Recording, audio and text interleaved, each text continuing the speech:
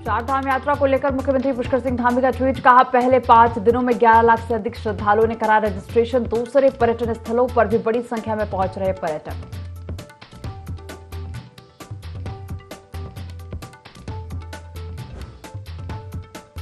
पूर्व मंत्री हरक की बहू अनुकृति गुसाई भाजपा में शामिल, कुछ दिन पहले ही छोड़ी थी कांग्रेस। भाजपा प्रदेश अध्यक्ष महेंद्र भट्ट ने दिलाई पार्टी की सदस्यता।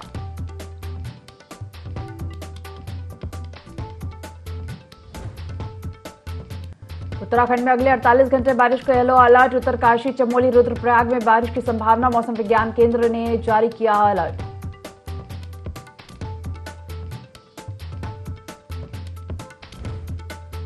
पिथौरागढ़ में दर्दनाक हादसा, गहरी खाई में कार गिरने से 4 की मौत, 4 की हालत गंभीर, अस्पताल में इलाज जारी।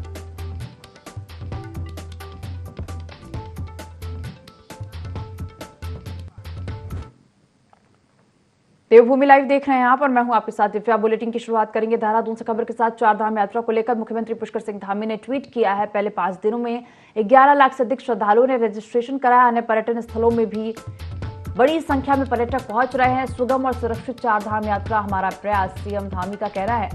आपको बता दें 10 मई से चार धाम यात्रा की शुरुआत होने जा रही है।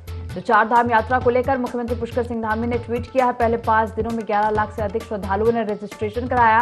अन्य पर्यटन स्थलों में भी बड़ी संख्या में पर्यटक पहुंच रहे। सुगम और सुरक्षित चार धाम यात्रा हमारा प्रयास है, सीएम पुष्कर सिंह धामी ने कहा। 10 मई से चार धाम यात्रा की शुरुआत होने जा रही है। चार धाम यात्रा को लेकर सीएम पुष्कर सिंह धामी ने भी ट्वीट किया है और पहले 5 दिनों में 11 लाख से अधिक श्रद्धालुओं ने रजिस्ट्रेशन कराया। अन्य पर्यटन स्थलों में भी बड़ी संख्या में पर्यटक पहुंच रहे हैं। सीएम धामी ने कहा कि सुगम और सुरक्षित चार धाम यात्रा हमारा प्रयास है। आपको बता दें 10 मई से चार धाम यात्रा की शुरुआत होने जा रही है। सीएम पुष्कर सिंह धामी ने कहा कि सुगम और सुरक्षित चार धाम यात्रा हमारा प्रयास है। अन्य पर्यटन स्थलों में भी बड़ी संख्या में पर्यटक पहुंच रहे हैं और पहले 5 दिनों में 11 लाख से अधिक श्रद्धालुओं ने रजिस्ट्रेशन कराया है।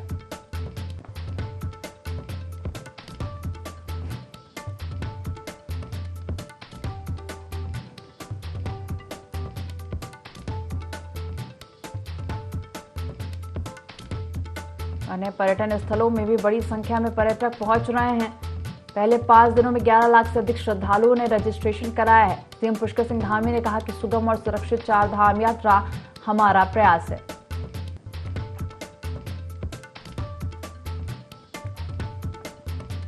चलिए ज्यादा जानकारी लेंगे। सहयोगी विनय सूद हमारे साथ लाइव जुड़ गया है। विनय, 10 मई से चार धाम यात्रा की शुरुआत होने जा रही है और जिसे लेकर सीएम पुष्कर सिंह धामी ने भी ट्वीट किया है। जी दिव्या, बिल्कुल। देखिए, आपको बता दें कि चारधाम यात्रा की तैयारियां है वो जोरों से इस दौरान चल रही है। 10 मई से जो है चारधाम यात्रा की शुरुआत होने जा रही है, जिसको लेकर रजिस्ट्रेशन की बात करें तो रजिस्ट्रेशन लगातार हो रहे हैं। और ऐसे में देखा जा सकता है कि जिस तरह से सीएम धामी ने यहाँ पर ट्वीट किया है कि 11 लाख से ज्यादा जो श्रद्धालु है वो अभी तक जो है यहाँ पर रजिस्ट्रेशन करा चुके हैं। तो ऐसे में जो यहाँ पर पूरी तैयारियां जो है वो भी सरकार की हैं कि किस तरीके से जो श्रद्धालु यहाँ पर पहुंचेंगे उनको किसी भी जो है दिक्कत का सामना ना करना पड़े। और साथ ही साथ आपको यही बता दें कि यहाँ पर जिस तरह से रजिस्ट्रेशन लगातार किए जा रहे हैं, हवाई सेवाओं की अगर बात की जाए जो हेली सेवा है वो भी इस दौरान यहाँ पर शुरू हो चुकी है। तो उसको लेकर के भी जो टिकट है उनकी बुकिंग हो चुकी है। 10 मई से लेकर 20 जून तक की जो यहाँ पर टिकट की बात करें, जो हवाई सेवा की जो टिकट है वो भी बुक हो चुके हैं। तो लगातार देखा जा सकता है कि उत्तराखंड जो है चार धाम यात्रा तो जो है शुरू होने वाली ही है। साथ ही साथ जो पर्यटक स्थल है वहां पर भी जो है लोगों की आवाजाही शुरू हो चुकी है। और ऐसे में देखा जा सकता है कि जो पर्यटक स्थल जितने भी उत्तराखंड के अंदर बने हैं, जहाँ पर साफ तौर पर मैं आपको बता दूं कि राजधानी देहरादून की अगर बात करें तो राजधानी देहरादून में सबसे ज्यादा पर्यटक स्थल जो है गर्मी के समय में देखने को मिलता है, क्योंकि जो लोग हैं, आम जो लोग हैं वो गर्मी के समय में लगातार देहरादून का रुख करते हुए नजर आते हैं। जिस तरीके से यहाँ पर सहस्त्र धारा की बात करें, सहस्त्र धारा है, शैखपुर फॉल है, इसके अलावा यहाँ पर लच्छीवाला है। तो कई ऐसे पर्यटक स्थल है जहाँ पर जो पर्यटक हैं वो इन दिनों में पहुंचते हैं और बड़ी संख्या जो है उनकी इस दौरान देखने को मिलती है। जी विनय, सुरक्षा व्यवस्था की अगर बात करें तो किस प्रकार की खास व्यवस्थाएं की गई हैं चार धाम यात्रा को लेकर, और अगर खास तौर पर बात की जाए तो स्वास्थ्य सुविधाओं को लेकर किस तरह की तैयारियां की गई हैं? जी दिव्या, बिल्कुल देखिए, आपको बता दें कि यहाँ पर स्वास्थ्य विभाग की अगर बात की जाए तो स्वास्थ्य विभाग ने जिस तरह से यहाँ पर अभी हाल ही में यहाँ पर बैठक ली है अधिकारियों की, उन्होंने साफ दिशा निर्देश दिया है कि हर जगह पर चार धाम यात्रा के दौरान हर जगह पर जो है कैंप लगाया जाए, जिससे कि जो चार धाम यात्रा में जो श्रद्धालु पहुंचेंगे उनको किसी भी तरीके की दिक्कतें इस दौरान ना आए, वो स्वस्थ रहें। जो है इसको लेकर के पूरी तैयारी जो है यहाँ पर स्वास्थ्य विभाग की भी है। साथ ही जिस तरह से सीएम धामी ने सुगम यात्रा की बात कही है, उसको लेकर के देखा जा सकता है कि किस तरीके से उत्तराखंड सरकार श्रद्धालुओं को लेकर के उनको हर संभव मदद देने के लिए उत्तराखंड में तैयार रहती है। तो अब जिस तरह से यहाँ पर गर्मी की बात करें तो गर्मी की शुरुआत भी हो चुकी है, उसको लेकर के यहाँ पर जो पर्यटक हैं, पर्यटकों की जो आने को लेकर के यहाँ पर संख्या बढ़ती जा रही है। तो ऐसे में पूरी तैयारियां जो है उत्तराखंड सरकार की है कि किसी को भी किसी तरीके की दिक्कत का सामना ना। जी बिना, तो 10 मई से चार धाम यात्रा की शुरुआत होने जा रही है और देखा जाए तो पहले 5 दिनों में 11 लाख से अधिक श्रद्धालुओं ने रजिस्ट्रेशन करा है और सीएम पुष्कर सिंह धामी ने भी इसे लेकर ट्वीट किया है। फिलहाल आप हमारे साथ बने रहिए, आगे खबर में और भी अपडेट आपसे लेंगे। अगली खबर का रुख करेंगे। उत्तराखंड में अगले 48 घंटे बारिश का येलो अलर्ट। उत्तरकाशी, चमोली, रुद्रप्रयाग में बारिश की संभावना। मैदानी जिलों में तेज हवाएं चलने की संभावना भी जताई जा रही है। 25 से 35 किलोमीटर प्रति घंटा रफ्तार से हवाएं चल सकती हैं। मौसम विज्ञान केंद्र ने अलर्ट जारी किया है। उत्तराखंड में अगले 48 घंटे बारिश का येलो अलर्ट। उत्तरकाशी, चमोली, रुद्रप्रयाग में बारिश की संभावना जताई जा रही है। मैदानी जिलों में तेज हवाएं चलने की संभावना भी है। 25 से 35 किलोमीटर प्रति घंटा रफ्तार से हवाएं चल सकती है। मौसम विज्ञान केंद्र ने अलर्ट जारी किया है। उत्तरकाशी, चमोली, रुद्रप्रयाग में बारिश की संभावना है। चलिए इसी पर ज्यादा जानकारी लेंगे। सहयोगी विनय सूद हमारे साथ लाइव जुड़े हैं। विनय, उत्तराखंड में अगले 48 घंटे बारिश का येलो अलर्ट मौसम विभाग ने जारी किया है। बिल्कुल देखिए, जिस तरह से गर्मी का जो पारा है वो उत्तराखंड में इस समय बढ़ता हुआ जा रहा है, जिसको लेकर के यहाँ पर अब मौसम विभाग की बात करें तो मौसम विभाग ने यहाँ पे ये अलर्ट जो जारी किया है वो 24 घंटे का किया है, जिसमें कि जो पहाड़ी क्षेत्र है, यहाँ पर उत्तरकाशी की बात करें या फिर चमोली की बात करें, रुद्रप्रयाग की बात करें, तो इन तीनों ही जगहों पर जो है यहाँ पर तेज बारिश की जो संभावनाएं हैं वो इस दौरान मौसम विभाग ने जताई है। साथ ही साथ जो मैदानी जिले हैं उनमें तेज रफ्तार से जो है हवाई चलने की जो संभावनाएं हैं वो इस दौरान जताई गई है मौसम विभाग द्वारा। तो देखा जा सकता है कि जिस तरीके से मौसम विभाग ने यहाँ पर जो संभावनाएं जताई हैं, इस अगर ये बारिश इन 24 घंटों में हो जाती है तो गर्मी से जो राहत है वो आम जनमानस को मिल सकेगी। जी जी फिर तो देखा जाए अगर ऐसी गर्मी पड़ रही है और फिर अचानक से हो रही बारिश, जिससे स्वास्थ्य संबंधी परेशानियां भी लोगों को घेर सकती हैं, तो इसे लेकर किस प्रकार का अलर्ट जारी किया गया है और किस प्रकार की चेतावनी और हिदायत दिए गए हैं? जी दिव्या, बिल्कुल देखिए, बिल्कुल आप सही कहा कि जिस तरह से जो अलर्ट जारी किया गया है बारिश को लेकर के, तो ऐसे में अचानक ही बारिश होती है तो उससे काफी जो बीमारी है वो फैलने का भी जो खतरा है वो भी बना रहता है। जैसे कि डेंगू की बात करें, डेंगू को लेकर के भी नगर निगम जो है जिस तरह से यहाँ पर अभियान चला रहा है और साथ ही साथ फॉगिंग जो है इस दौरान की जा रही है। तो जो पानी है, बारिश का पानी जो है इस दौरान गड्ढों में, नालियों में जो है भर जाता है, तो उसको लेकर के भी जो है संबंधित विभाग के जो अधिकारी हैं वो लगातार उनका प्रयास यही रहता है कि किसी भी तरीके से जो है यहाँ पर बीमारी को बढ़ने से रोका जाए, चाहे वो डेंगू हो या फिर डेंगू मलेरिया जैसी जो बीमारियां हैं वो ना फैले। तो तमाम व्यवस्थाएं जो है यहाँ पर उत्तराखंड सरकार की तो रहती ही है, साथ ही साथ जो यहाँ पर अधिकारी हैं, विभागों से संबंधित जो अधिकारी हैं वो भी कार्य करते हुए इस दौरान नजर आते हैं। और जो ये बारिश का अलर्ट यहाँ पर मौसम विज्ञान ने केंद्र ने जो यहाँ पर जारी किया है उससे काफी राहत जो है इस दौरान उत्तराखंड वासियों को मिली। मौसम विज्ञान केंद्र की अगर बात करें तो कई जिलों में येलो अलर्ट जो है बारिश का जारी किया है, तो ऐसे कौन सी जगहें हैं जहां बारिश हो सकती है?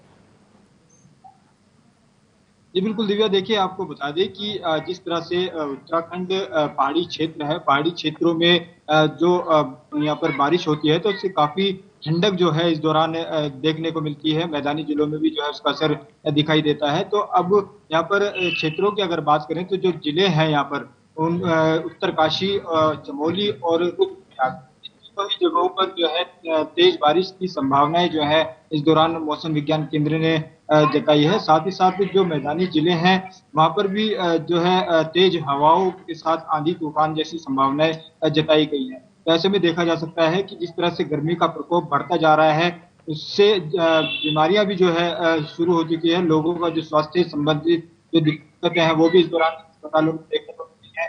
तो जो अस्पताल है वो भी फिलहाल यहाँ पर इसमें मरीज पहुंचते हुए नजर आ रहे हैं। तो देखा जा सकता है कि पूरा जो यहाँ पर मौसम की बात करें, जो मौसम का फायदा यहाँ पर मिलेगा उससे काफी जो राहत है इस दौरान देखने को मिलेगी।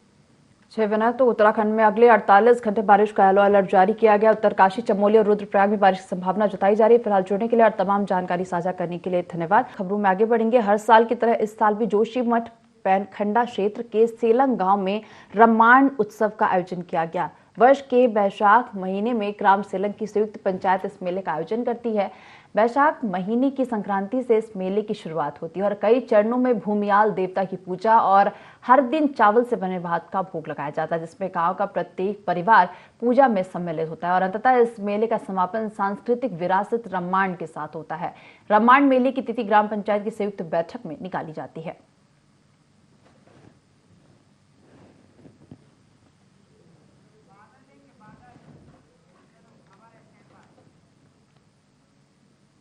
तो चमोली में मौसम का मिजाज बदला हुआ है। जिले के ऊंचाई वाले क्षेत्रों में सुबह से ही बादलों ने डेरा जमाया हुआ है। उच्च हिमालयी क्षेत्र लोकपाल घाटी, चुनाव वैली, एराटॉप, पेंकातोक, पांगरचुला, लॉर्ड कर्जन ट्रैक, बंशी नारायण मानपाई क्षेत्र, खीरो वैली में सुबह से हल्की बर्फबारी होने की आशंका है। वहीं जोशीमठ क्षेत्र के निचले नगरीय इलाकों में सुबह की शुरुआत झमाझम हल्की बारिश की फुहारों के साथ हुई है। साथ ही आसपास की ऊंची पहाड़ियों पर भी सुबह से हल्का हिमपात हो रहा है।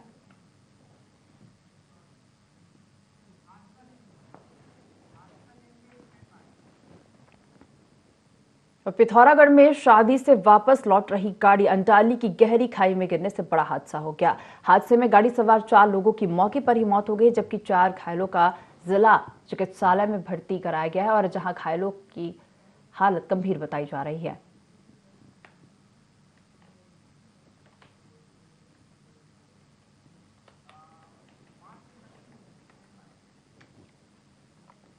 तो चंपावत के चौड़ा राजपुर के जंगल में अचानक भीषण आग लग गई। तभी आसपास के ग्रामीणों ने अपने स्तर पर आग बुझाने की कोशिश की और इस दौरान कई महिलाएं आग की लपटों का शिकार हुईं। गनीमत रही कि बिना कोई जनहानि के आग पर काबू पा लिया गया।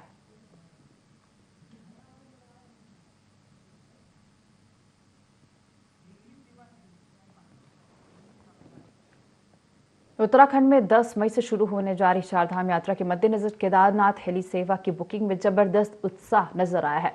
कुछ ही घंटों के भीतर 10 मई से 20 जून तक के सभी टिकट बुक हो गए और अब मानसून सीजन को छोड़कर उत्तराखंड नागरिक उड्डयन विकास प्राधिकरण ने सितंबर-अक्टूबर की हेली सेवाओं की बुकिंग विंडो खोल दी है। बता दें कि सुबह जैसी केदारनाथ हेली सेवाओं की बुकिंग IRCTC की वेबसाइट के माध्यम से शुरू हुई तो जबरदस्त उत्साह नजर आया। करीब 5 बजे तक 10 मई से लेकर 20 जून तक के सभी हेली टिकट बुक हो गए।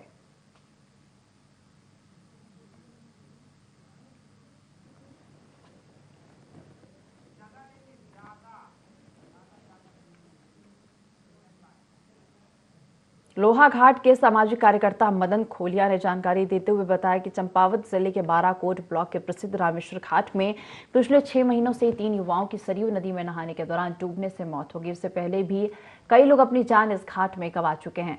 खोलिया ने कहा कि इतने लोगों की जान जाने के बाद भी प्रशासन अब तक नहीं जागा है। प्रशासन ने रामेश्वर घाट में न तो सुरक्षा के पुख्ता इंतजाम किए हैं और न ही जल पुलिस की तैनाती की है। प्रशासन लोगों की जान के साथ खिलवाड़ कर रही है। 3 युवाओं की मौत हो चुकी है। खनन माफियाओं द्वारा भी वहां पर को खड्डे खोदे जा रहे हैं। मेरे शासन प्रशासन को आपके माध्यम से आवाज है कि कुछ नदी तट पे खनन भी न किया जाए। ऐसे समय भी यही हाल है सर। नदी के किनारे चैन लगनी चाहिए, जल पुलिस की तैनाती की जाए और बार बार हम शासन प्रशासन से ये चीज करते रहते हैं। चंपावत जिले के बाराकोट ब्लॉक में जंगलों में लगी आग का कहर जारी और रेगरू क्षेत्र के आगर गांव के जंगलों में भीषण आग लग गई है। आग इतनी भयंकर थी कि देखते ही देखते आग ने ग्रामीणों के भवनों को चपेट में ले लिया। ग्रामीणों ने किसी तरह 5 परिवारों को बाहर निकाला, साथ ही गौशाला में बंधे जानवरों की जान बचाई। बता दें कि शोर सुनकर सभी ग्रामीण मौके पर पहुंचे और कड़ी मशक्कत के बाद आग पर काबू पाया। आग बुझाने में कई ग्रामीण भी झुलस गए। वही सूचना पर मौके पर लोहाघाट से फायर ब्रिगेड पहुंची और आग पर पूरी तरह काबू पा लिया गया। पता नहीं कुछ नीचे, बहुत नीचे 1-1.5 किलोमीटर आग लगी थी। वहां से हवा इतनी तेज थी कि उस हवा से आग की लपटें इतनी तेज कि पूरे आसमान तक छू रही थी। उसी लपटों के कारण हमारे घर तक पहुंच गया और हमें अपने बच्चों को संभालने, अपने गाय भैंसों को संभालने अस्त व्यस्त होके वो सब कुछ राख हो गया, कुछ बचा है। लेकिन गांव वालों ने, कुछ लोगों ने हेल्प करके हमें सेव किया है। हमारे को दौड़ा के बहुत जंगल में वहाँ सेव कराया। देहरादून में बीच सड़क पर गाड़ी में आग लगने से हड़कंप मच गया। आग लगने से अफरा तफरी मच गई और आग इतनी भयावह थी कि पूरी कार को अपनी जद में ले लिया। हादसा गढ़ी कैंट थाना क्षेत्र के पल्लूपुर चौक के पास हुआ, जिसके बाद आनन फानन में फायर ब्रिगेड और पुलिस विभाग के कर्मचारी पहुंचे और कड़ी मशक्कत के बाद आग पर काबू पाया। फिलहाल किसी प्रकार की जनहानि नहीं हुई है।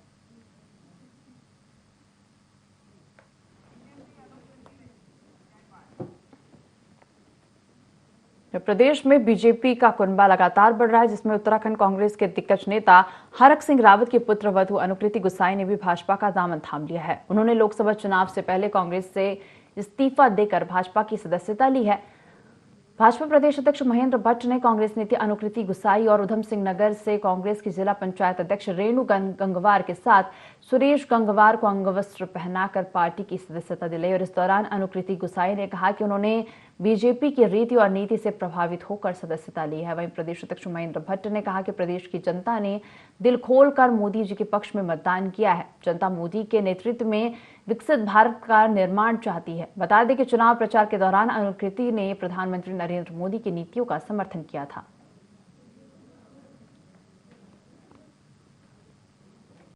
मैं आदरणीय मोदी जी की नीतियों से, आदरणीय अमित शाह जी की नीतियों से, आदरणीय हमारे जो राष्ट्रीय अध्यक्ष हैं उनकी नीतियों से, हमारे माननीय मुख्यमंत्री जी की नीतियों से और माननीय प्रदेश अध्यक्ष जी की नीतियों से, सबकी नीतियों से खुश होकर और खासकर भारतीय जनता पार्टी की जो इस तरह की जो विचारधारा, जो कार्यशैली है, उसको खुश होकर हम लोगों ने अपने परिवार में पुनः वापसी की है। क्योंकि मैंने पहली बार भाजपा ज्वाइन करी, this is my first time कि मैं भारतीय जनता पार्टी की सदस्य हूं और मैं अपने नेतृत्व को, आदरणीय महेंद्र भट्ट जी को बहुत धन्यवाद दे रही हूं कि उन्होंने इस प्रस्ताव को स्वीकार किया, मुझे भारतीय जनता पार्टी परिवार का सदस्य बनाया है। मैं उनकी बहुत आभारी हूं और हमारे प्रदेश के आदरणीय मुख्यमंत्री बड़े भाई पुष्कर सिंह धामी जी की बहुत आभारी हूं कि उन्होंने मुझे अपनी इस पार्टी का सदस्य बनाने का कष्ट किया है, मुझे ये मौका दिया। बड़ी संख्या हमारे कार्यकर्ताओं में मत प्रतिशत बढ़ने का कारण है कि सामने से प्रतिस्पर्धा जब होती है तो मत प्रतिशत बढ़ने में वो भी सहायक बनता है। लेकिन बहुत से ऐसे स्थान थे, बहुत से ऐसे पोलिंग बूथ थे जहां किसी भी अपोजिशन दल का बस्ता नहीं लगा था, तो स्वाभाविक रूप से वहाँ प्रतिस्पर्धा रूप में नहीं रही और हमारे जो समर्थक मतदाता थे, जो हमारे पन्ना प्रमुख थे, उन्होंने भारतीय भाजपा समर्थित मतदाताओं को पोलिंग बूथों तक पहुंचाया। तो गुरुद्वारा श्री हेमकुंड साहिब मैनेजमेंट ट्रस्ट के तत्वाधान में गुरुद्वारा श्री गोविंद घाट में पहुंची भारतीय सेना की टुकड़ी श्री गुरु ग्रंथ साहिब जी की उपस्थिति में पवित्र अरदास के बाद गुरुद्वारा हेमकुंड साहिब ट्रस्ट के सेवादारों के साथ गोविंद धाम घांघरिया के लिए रवाना हो गई। सेना की यह टुकड़ी हेमकुंड साहिब आस्था पथ पर बर्फ कटान का कार्य कर रास्ता बनाएगी। यात्रा श्री हेमकुंड साहिब 2024 इस साल 25 मई से शुरू हो रही है और यात्रा की तैयारियों में मुख्य कार्य यात्रा पथ से बर्फ को हटाने का होता है। यह सेवा शुरू से ही पारंपरिक रूप से भारतीय सेना निभाती है।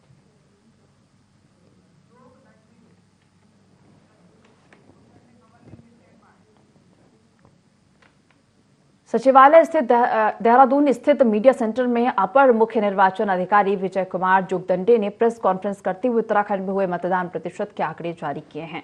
उन्होंने बताया कि उत्तराखंड में कुल 55.89% मतदान हुआ है।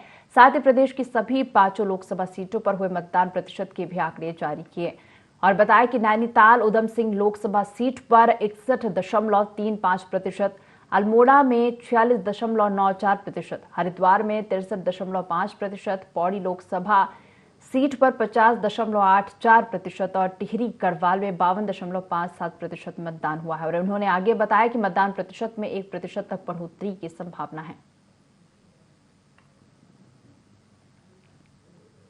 अल्मोड़ा लोकसभा सीट पर 46.94% का मतदान हुआ है। गढ़वाल लोकसभा सीट पर 50.84% का मतदान हुआ है। 50.84% का मतदान हुआ है।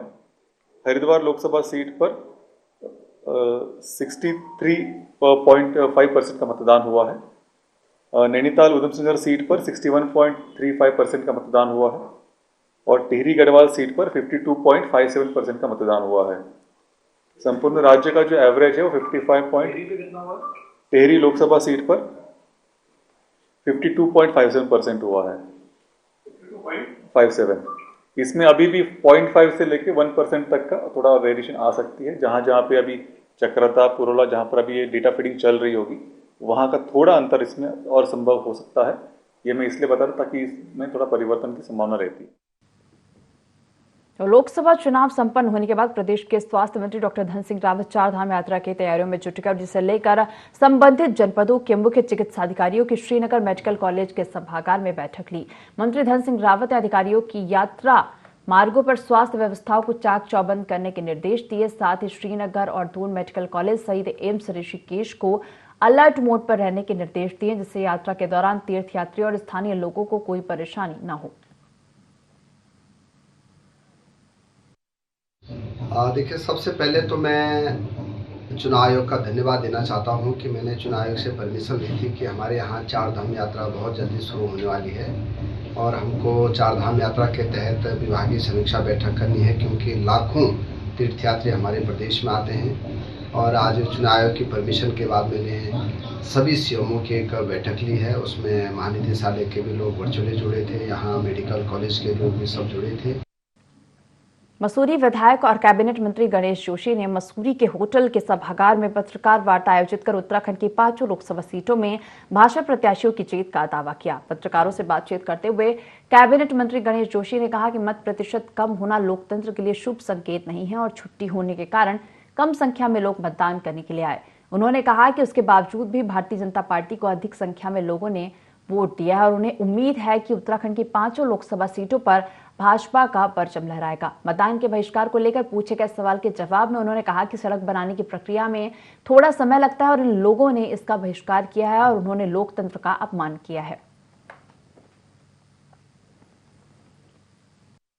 भारतीय जनता पार्टी के बस्तों पर, पोलिंग बूथ पर जो भीड़ दिखाई दे रही थी वो इस बात का संकेत है कि भारतीय जनता पार्टी की जीत का अंतर बढ़ने वाला है और सीट को भारतीय जनता पार्टी जीतने वाली है और उत्तराखंड की पांचों सीटें भी भारतीय जनता पार्टी जीतेगी। किसी भी सड़क की अगर फॉरेस्ट क्लियरेंस न हो, उनको समझाया भी गया कि यहाँ से प्रदेश सरकार ने उसको भारत सरकार को भेज दिया है। ऐसे में बोर्ड का बहिष्कार करना ये लोकतंत्र का अपमान है और अपने मताधिकार का भी अपमान है। 2024 के चुनावी महासभा में पहले चरण के मतदान के बाद कम प्रतिशत मतदान ने राजनीतिक दलों को चिंता में डाल दिया है। हरिद्वार लोकसभा सीट की बात करें तो यहां 2019 के मुकाबले महज 59.1% मतदान हुआ, जिसमें शहरी क्षेत्रों में केवल 50% के आसपास वोट होना बीजेपी को चिंतित कर रही है तो कांग्रेस को उत्साहित भी कर रही है। कांग्रेस कम प्रतिशत मतदान को सत्ता पक्ष के खिलाफ लोगों का फैसला मान रही है, जबकि भाजपा के त्रिवेंद्र सिंह रावत कम प्रतिशत वोटिंग की वजह वीकेंड मान रहे हैं और अपनी जीत का दावा कर रहे हैं।